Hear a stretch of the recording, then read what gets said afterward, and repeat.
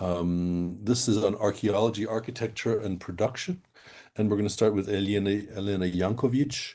Let me pull up your bio here. One sec. Is Elena around? I wonder. Yes, I saw her. Oh, here. yes, you are. All right. Very good. So Elena Jankovic is an architect and researcher finishing a master's degree in Belgrade, Serbia, a place that's very much in the news these days for lots of interesting things happening. She has gained experience through internships at architectural firms in Belgrade, and her interests extend to film and scenography. She's worked in a workshop at the Biennale in the scenography category and explored the relationship between cinema and spatial design, and published on Dario Argento and scenography of giallo films. So Elena, I will hand the mic over to you now. Thank you very much. I will begin to share my presentation now.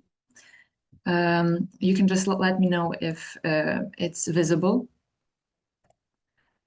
Yes, Yes. we can see it is. Okay, thank you. I would firstly just like to say thanks to the organizers and to all the fellow of presenters for this amazing opportunity. And it's been a real pleasure to participate in this conference, and also to hear all the amazing works and papers on this subject. So with my work, we will start to see silent epic from another angle, the angle which is from the angle of architecture and archaeology. For my work in particular, it's called Architecture of the Silent Epic and Italian National Identity. I wanted to start with two research questions, which I in a way posed for myself when I started doing this work. I split them in 5 questions actually, but I will try to sum it up for this format into 2 distinct questions. The first would be, how did the film sets of silent epics influence the perception of historical architecture, because they in some way reimagined it? And the second question would be, how did classical architecture in these films function as a symbolic language? Was it purely historical, or did it express contemporary nationalist ideologies? So we have the interpretation of architecture, and also that same architecture being used as a new visual language. Here is a short overview of my talk and everything that I will be covering today in this topic. Firstly, I want to say just a few words about the silent epic film genre, which we all discussed in some ways today. I would also be focusing on Italy in particular. We have two segments here, 2 parts. The first is what is the silent epic in the context of early cinema, and the second one is what is the role of ancient architecture in the silent epic film. Here I put just a simple definition from the Oxford English Dictionary. Also today we already discussed some other definitions, but in this one it's quite simple, but I think in the context of architecture visual language, the second one is especially helpful.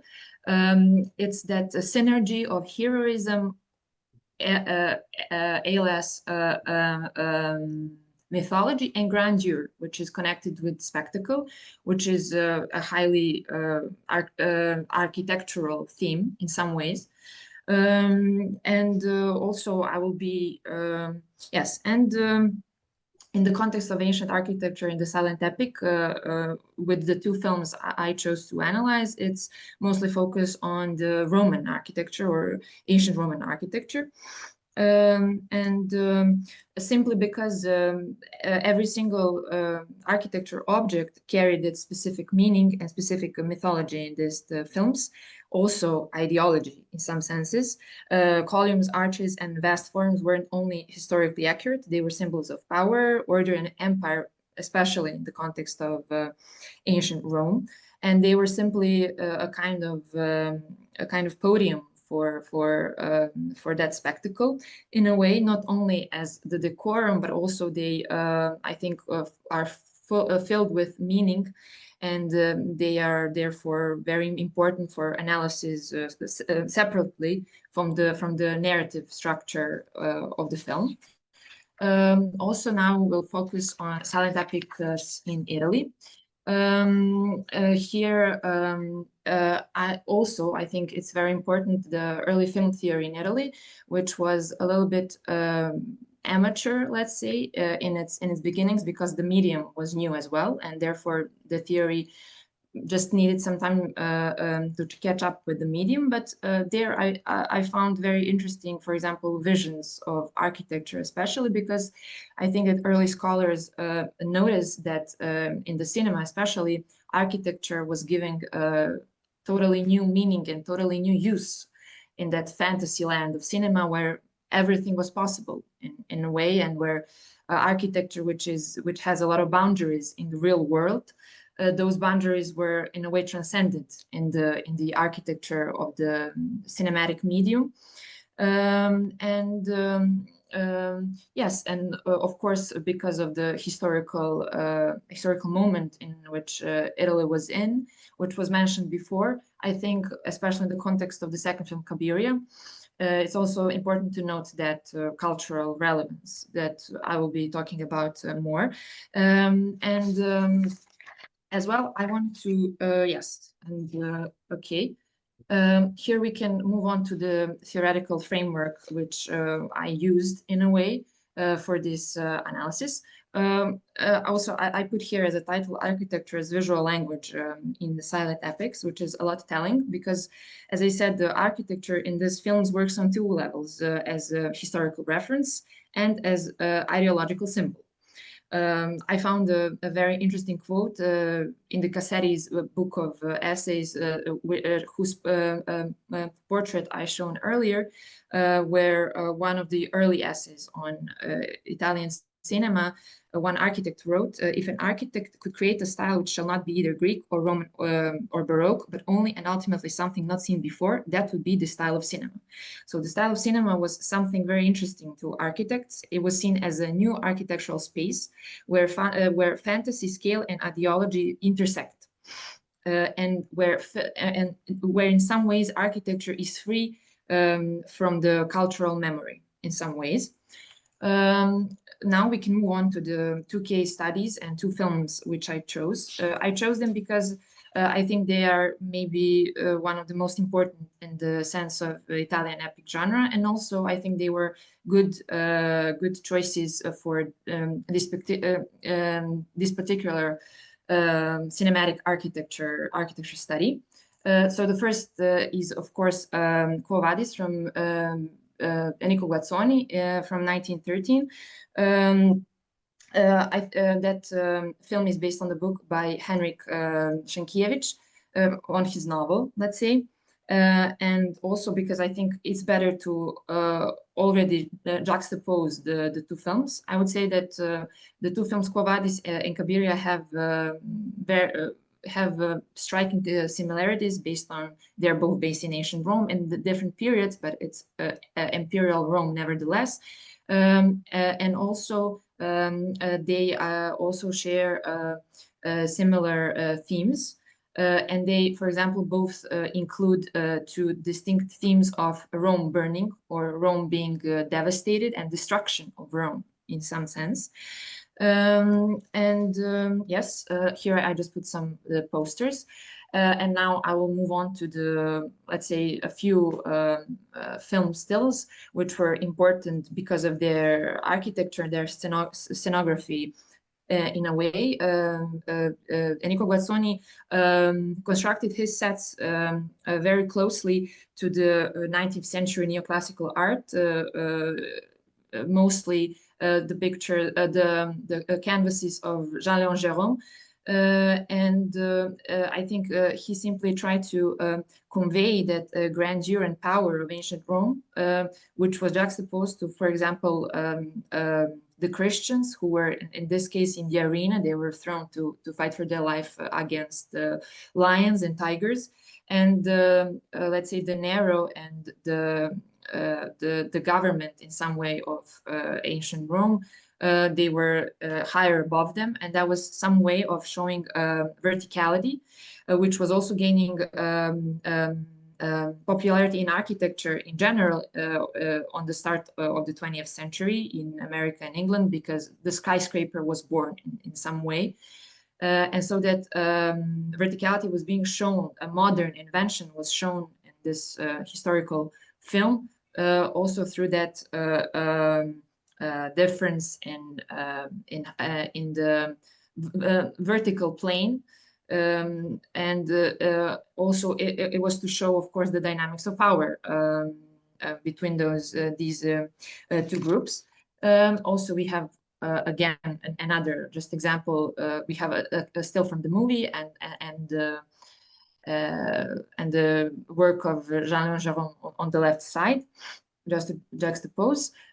Also here I said the theme of Roman flames was very interesting because it is shown in both films for different reasons, of course, because in this one the Nero is the destructor of Rome, but he uses it to put blame on the Christians to give himself a reason to persecute them. But I just think that it's always an interesting theme in architecture, the destruction of said architecture. It's not always just the construction, but what's left of our architecture after its time has ended in some ways, be it by some external force or be it just by the passing of time. Here we see also the devastated architecture in Rome and the people flying. And here we can also see the difference of the perception of said architecture from the view of the Nero on this great terrace where he plays his lyre. And on the other hand, how the civilians of Rome are basically fighting for their lives. Lives in this architecture is kind of a barrier to them and kind of a labyrinth for them to conquer, to just save their lives and to escape in some way. And now we can move on to the second part of this case study, which is aforementioned Cabira by Giovanni Pastrone from 1914. Here we have also Roman flames on the start of the movie. It's quite starkly different because in Cabiria, we had another power dynamic that was established between the ancient Rome, the Western civilization in itself, and on the other hand, the other, which was the Carthage in this sense. But we will see that architecture of Carthage wasn't the real architecture that was existed back then, but it was a imagination of that architecture, which took Babylonian elements, Egyptian elements, Indian elements even, to just showcase that otherness to the ancient Rome, which is the primary and which is our reference point for these movies. Also, this is very interesting, this juxtaposition between the Roman villa, which is shown in Kabir at some point, and the Temple of Moloch. We also talked about that today already. Just it's how the decorum is different, the columns are starkly different. Ancient Rome is and Roman villa, so the aristocracy of Rome in some way was shown to be quite elegant, quite even seductive in its let's say composition. And then on the other hand, we have constantly with the Carthage in Cabiria showcase of some kind of bestiality and animals, as to say that the Romans are human and the other in this sense is something other than human, something even animalistic in a way. Hence why the constant imagery, we have the imagery of Sphinx, which is from the Egyptian folklore. We have the columns in shape of elephants, which is the Indian culture. And it's starkly different, I would say. Here, as I said, the Sphinx before the temple. And also here we have the Temple of Moloch again, Carthaginian. Also, we have that contrary to anthropomorphization, we have now a temple that looks like an inside of the animal, like we're entering the belly of the beast. It's all done on purpose, even though the archaeological evidences from those times, which were excavated in the beginning of the 20th century, said otherwise, that Carthage and Rome had very similar architecture, actually. But in the context of this film, that othering was really important, especially because I said the historical context was that Italy was in a war with Libya. And simply this film was actually because at that period, Italy wasn't doing so well in that war. And this film just reinforced that nationalistic identity and pride, that despite all, Italy will persevere and ancient Rome will persevere in some way, because that's as to say that that's in their DNA in some ways. Hence why we come to the Italian identity and the term Italianità, which is basically the Italian identity, which constructed itself on the basis of ancient Rome and Roman identity in some way. And also its use after in the rise of fascism, etc. And simply how that, because the Roman architecture was always connected to its Roman architecture was always something from the empire, so something grandiose, grand, elegant, decadent, also in a way in its demise. But it was simply to establish that very rigid identity of winners in some way. And I said it was also used during the rise of fascism, unfortunately. And I think today it's also very relevant because Italy now has a very interesting political climate. And I think it's still relevant for that reason, how we always, even if it's been 100 years, for example, from the making of these two films, we're always coming back to those similar themes of ancient Rome and etc. And simply for the conclusion, I would just like to say, as it says here, that Quo Vadis and Cabiria did more than reconstruct the past. They reimagined it through architecture, the classical forms of not just aesthetic choices, but visual strategies that projected power, identity, and ideology. Through monumental scenography, these films connected early 20th century Italian nationalism to the legacy of ancient Rome. In doing so, they helped shape a new cinematic language, one where architecture speaks history and spectacle builds identity. And as I put here as a big quotation, architecture does not merely frame the narrative, it becomes the narrative. That would be all from me. Thank you for listening. Thank you very much. Thank you. I think there's a, am I still audible? Yeah. You've tied in with an interesting leitmotif or theme in film history here, which Benjamin refers to the idea of the film's kinship to architecture, the haptic. Anthony Vidler's book on the architectural uncanny. I think we should come back to this because it's an interesting idea.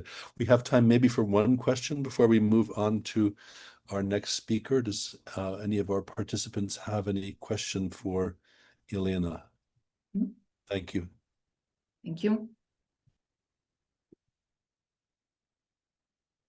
Yes, Professor Patelis. I'm sorry, Larson might not be able to see all the cameras. So if there's too much silence, please just speak up. Thank you. Elena, thank you so much for your very rich talk. Just one question to do with architecture as we see it on the screen and how it relates to architecture as something that holds everything together in the cinema. So you have very nicely talked about that notion of the Carthaginian temple as entering the belly of the beast. And I was wondering how that converses with notions of cinema as a new type of religion, where, you know, cinema architecture itself invites you to think of the classicizing claims that cinema makes about the spectacles that it introduces its audiences to. So any interaction there between the architecture on screen with the architecture off screen in the space of the cinema. Okay, thank you very much for your question. I also read your work, Ancient Worlds, which also deals with this subject and with, I think, Cabiria precisely. And I wanted to say that I think it's very interesting because the whole cinematic experience, it's very architectural as well. So that's why I understand your question and where you're coming from. And I think that because the experience of cinema going was you go into a room where everything is dark and you only see like one big light screen and you see everything that's happening there, and you're kind of invited to come into the screen and become part of the spectacle in some ways, because every other visual stimuli is non-existent except that one. And so I think your whole focus is on what's happening on the screen, and that's kind of constructing your reality. And you're kind of, even though you're in, for example, an architectural space, which is a cinema, you're on the other hand invited to go into something other than that. And you, I think, often forget that you're in a cinema, in a seat, and that you really become part of that spectacle. And in some ways, I think film also and film experience negates architecture. For example, architecture of the cinema. We rarely talk about, for example, in my field, in architecture, about how cinemas are made and why are they constructed like that, because the primary focus is always the film, I think. So that would be my answer. Thank you for your question. Okay, thank you very much. I'm going